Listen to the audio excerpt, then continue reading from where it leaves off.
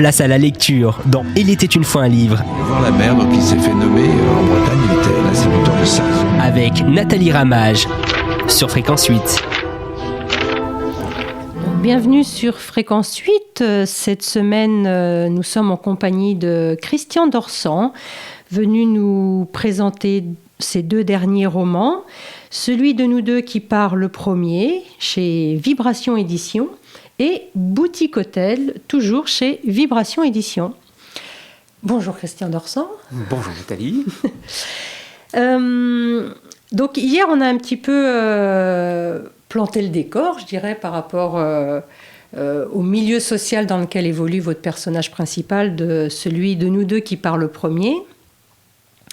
Et alors, j'ai trouvé, c'est une phrase, donc ce titre est une phrase qui est reprise régulièrement dans votre livre comme un mantra un peu. Au début, j'ai senti une espèce de justification, après une explication et après une résignation. Oui, sans doute. Il y a une progression de toute façon, mais disons qu'il est dans un moment d'instabilité. Voilà, et c'est quelqu'un qui mène une vie plutôt tranquille, très ritualisée.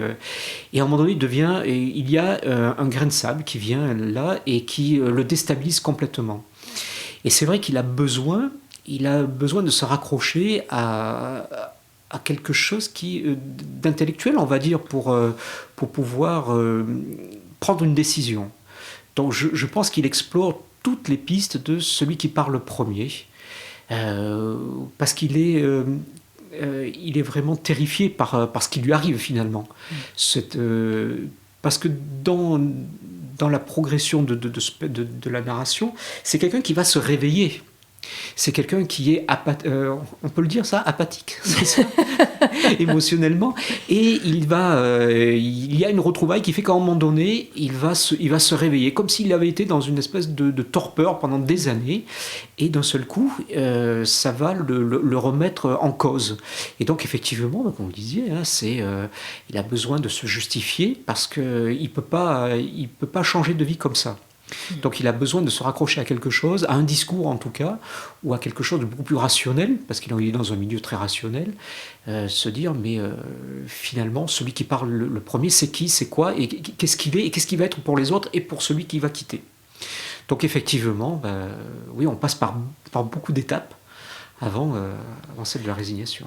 C'est vrai que on sent bien que cette introspection, comme vous disiez, le remue énormément parce qu'elle va le plonger jusque dans ses souvenirs les plus lointains de la petite enfance. Enfin, c'est pas rien quand même ce qui lui arrive, quoi. C'est une remise en cause, mais de toute sa vie, de tous ses repères culturels, éducatifs. Enfin, oui, parce que c'est pas simplement un réveil, on va dire simplement sentimental, sur un retour sur une histoire sentimentale.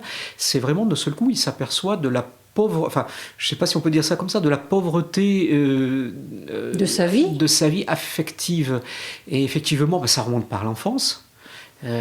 Ça remonte à ses rapports avec ses parents, avec le lycée, les études, cette espèce de course à la réussite aussi, parce que ça en fait partie. Et c'est vrai, donc pour lui, il va remonter le cours. En fait, c'est marrant parce qu'il va progresser dans une spéculation affective et intellectuelle, et en même temps, il va régresser. Et pour pouvoir progresser, il va régresser. Voilà, donc il y a ces deux choses-là, c'est comme un miroir finalement. Mm-hmm. Ah, oui.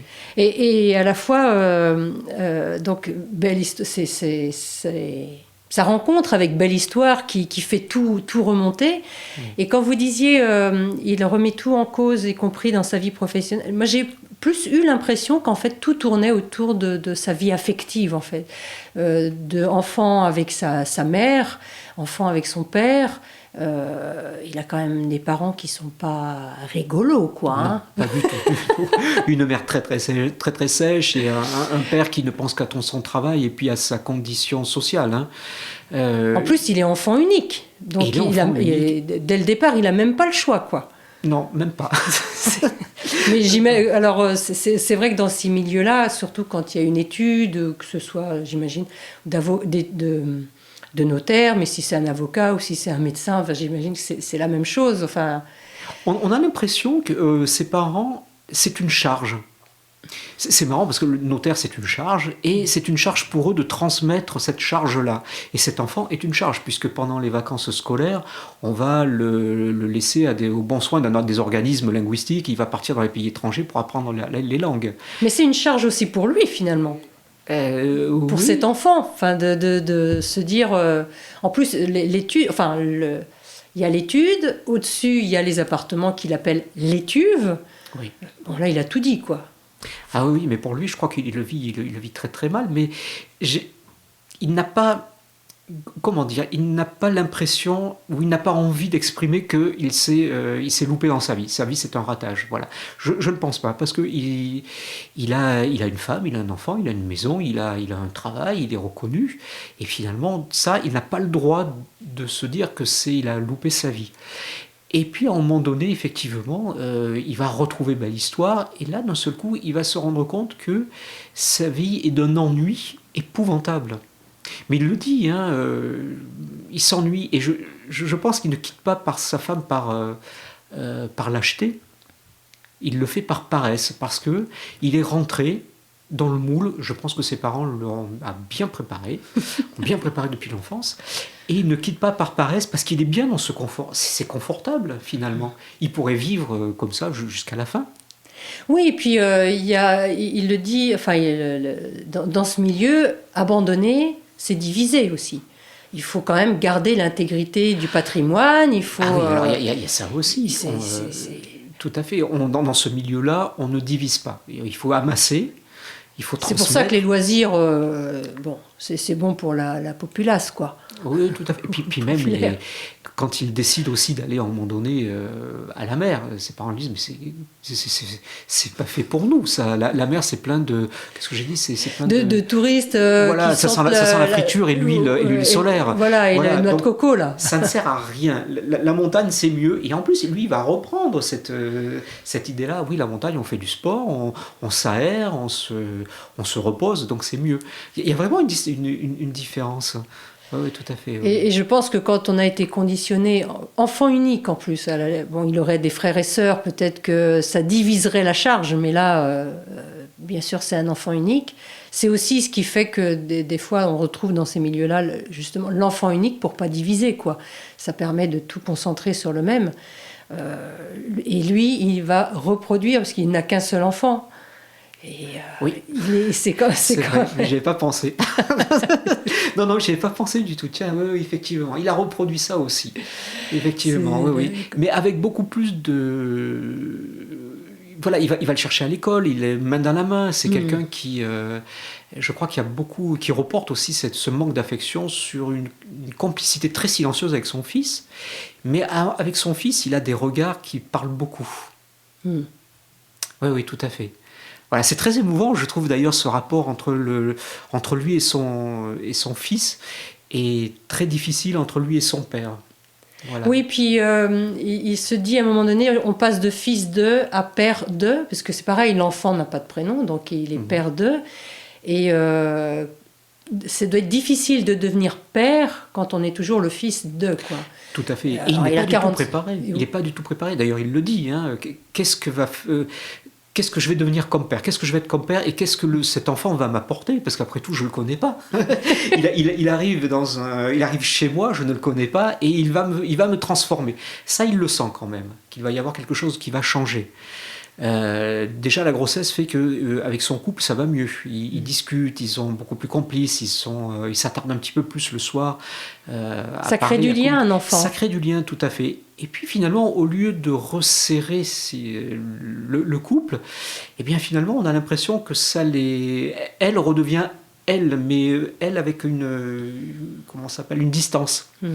En revanche, avec l'enfant, il est complètement différent. On sent qu'il a envie de faire quelque chose avec lui. On le sent qu'il a envie de faire un bout de chemin, et pas du tout ce qu'il a vécu avec son père. Mais il n'y arrive pas non plus. Ouais, Voilà. il y a des choses qu'il reproduit, même s'il corrige un peu de manière à ce que ce soit moins abrupt, parce que bon, quand il parle du jardin d'agrément, par exemple, Oui. il y a une belle maison avec un beau jardin. Tout le monde dit vous avez un magnifique jardin. Lui, le jardin, c'était quand il ramenait une mauvaise note, c'était d'aller sarcler les mauvaises herbes. D'aller ramasser les branches mortes, etc. Et voilà. Et lui, ce qu'il veut faire de ce jardin, alors est-ce que c'est parce qu'il était en manque, il a envie de faire quelque chose de beau et de confortable, ou est-ce que c'est en réaction pour dire moi je ne serai jamais comme ça, de faire un jardin plutôt pour l'enfant. Voilà, ça je ne sais pas. Ouais. Vous ne le connaissez pas encore assez peut-être. Il garde quand même des ombres, moi je trouve, ce garçon. Oui, c'est vrai que vous le dites, il le dit aussi, le silence, c'est aussi un moyen de communication dans ce milieu. Alors peut-être pas que dans ce milieu, mais lui, il connaît ce milieu, il le dit, le silence, c'est ce qu'on partage le mieux finalement. Oui, tout à fait. Alors est-ce qu'il le connaît il le connaît très bien, il ne le méprise pas pour autant, il ne l'adule pas pour autant. Il est là, on a l'impression qu'il est spectateur. Un état des lieux, en fait, il y a comme un état des lieux. Je suis spectateur de ma propre vie, et c'est au moment de cette redécouverte, avec Belle Histoire, qu'il va se réveiller, se dire, qu'il va prendre conscience de sa vie. Et quand on prend conscience de sa vie, on prend conscience de ses manques. En tout cas pour lui. En tout cas, oui. Et ça crée un fossé énorme entre ce qu'il a envie de donner et ce qu'on lui a donné finalement, et le manque de possibilité d'aller au-delà de ça. Moi j'ai l'impression que c'est quelqu'un qui est coincé finalement, il se sent coincé. Voilà, c'est quelqu'un qui à un moment donné se sent acculé à quelque chose, il n'a pas les armes pour pouvoir l'affronter. C'est vrai qu'on sent qu'il est comme dans un piège, quoi. Alors il le dit, il se conforme à ce qu'on attend de lui. C'est finir par devenir ce qu'on attend de soi, mais sans être soi-même finalement, quoi. Oui, c'est une reproduction. C'est pour ça que je dis que c'est quelqu'un qui ne quittait pas sa femme par lâcheté, mais par paresse, parce qu'il était dans un univers très confortable. Sa vie était confortable. Et jusqu'au moment où, d'un seul coup, on s'aperçoit que ce confort n'est que d'apparence. Oui, parce que ça, il s'en rend compte, quoi. Ah oui, tout à fait, oui. Mais c'est terrible, hein, arriver à... Parce qu'il a une quarantaine d'années à peu près, cet homme, enfin 35, 45... 35-40, oui, tout à fait. Enfin, dans cette décennie-là, en arriver à ce constat, à cet âge-là, ça doit être quand même très, très déstabilisant. Se dire que à un moment donné, quand on veut avoir la reconnaissance de quelqu'un, notamment de ses parents, de devoir se conformer à devenir quelqu'un qu'on n'est pas, c'est une perte de repère, quoi. Enfin. Et surtout que ses parents sont toujours là pour sanctionner. Il n'y a jamais d'encouragement. Et de lui rappeler qu'il est redevable. Il est redevable, tout à fait, oui, parce que, je ne sais pas si on peut le dire, mais à un moment donné, il veut fermer l'étude pour 15 jours de vacances ou une semaine, je ne me souviens plus. Et ses parents lui disent, mais quelle idée! Sacrilège! C'est quelque chose qui ne se fait pas. Voilà, n'oublie pas, tu es encore redevable, tu n'as pas fini de payer ce que tu nous dois. Mais c'est abominable, oui, tout à fait, oui, de rappeler ça. Voilà. Il sera toujours de toute façon le fils d'eux, et de ces parents-là qui sanctionnent plutôt que qui permettent, qui encouragent, oui. Jamais. En tous les cas, c'est vrai que ce personnage est très attachant, je trouve, que dans sa quête comme ça de lui-même, de savoir ce qu'il doit faire, parce que tout au long du livre, c'est ça. Il se demande ce qu'il doit faire. On parlait tout à l'heure de progression. C'est vrai qu'à chaque fois, donc, tous les chapitres sont ponctués par celui de nous deux qui parle premier, et ensuite il explique ou il résume, je ne sais pas, ses pensées. C'est vrai que il est... comment dire ça, j'ai perdu le fil de mes idées. Il a ce constat-là de cette vie, et il patauge dans cette problématique. Et il a besoin de se rassurer toujours en se disant, bon, celui qui part, qu'est-ce qu'il est au fond, et qu'est-ce qu'il donne aux autres, qu'est-ce qu'il va laisser aussi. Il y a cette histoire de transmission aussi de celui qui part, qu'est-ce qu'il laisse ou qu'est-ce qu'il va laisser comme souvenir ou comme ressenti aux autres. Donc il a besoin à chaque fois de se raccrocher à cette phrase ou à ce mantra. Oui, c'est vrai, c'est un mantra. Oui. Donc je rappelle le titre de votre livre, Celui de nous deux qui part le premier, donc édité chez Vibration Édition. Donc on se retrouve demain pour continuer de parler un petit peu de ce livre et de faire le lien avec le deuxième qui, je trouve, il y a un fil rouge entre les deux là. Donc on laisse place à un petit peu de lecture et je vous dis à demain. À demain. Christian Dorsan, Celui de nous deux qui part le premier. Notre lit est devenu, au fil des nuits, au fil du temps, un navire qui reste à quai. Le creux que nous avions formé au début de notre mariage s'est transformé en frontière. Frontière comme une rivière, autre lit, qui sépare deux vallées distinctes qui s'ignorent. Et chaque soir, nous regagnons nos territoires et grimpons sur nos montagnes qui se sont formées sur les bords. Notre lit est une géographie à dimension variable, sans émotion. Dormir loin des bras de l'autre, plus rien ne tangue, plus rien ne chavire dans cette rivière profonde qui nous sépare. Nous ne descendons plus de nos hauteurs, plus de rencontres, par habitude, fatigue ou lassitude. Le temps qui passe amène son lot de paresse. J'y pense parfois. Mais l'effort demandé, la peur du refus, la peur de ne pas être à la hauteur, tout cela légitime mon abstinence. Je préfère la laisser tranquille, songeant que c'est cela qu'elle souhaite. Mais peut-être de son côté désire-t-elle ma venue. Puis la nuit s'avance et elle se dit qu'elle verra demain, plus tard, et rien n'est verbalisé. Tout s'éteint. Aucun phare pour indiquer le chemin d'un retour possible de l'autre côté de la frontière. Nous nous appliquons également à nous coucher à des heures différentes. Ne pas voir l'autre se déshabiller ou ne pas l'embrasser, ne serait-ce que chastement sur le front, pour se souhaiter une bonne nuit tout à fait formelle, conventionnelle, et l'entendre se tourner de son côté, rejoindre je ne sais quelle chimère alors que dans mon sommeil, il n'y a plus de rêve. Je ne désire plus vraiment. Je ne désire plus elle. Mais depuis ma rencontre avec Belle Histoire, mes sens se réveillent et je décide de regagner du terrain vers la frontière. Imperceptiblement, je grappille dans son sommeil quelques centimètres. Je me rapproche de la rivière en espérant un jour, une nuit, la franchir.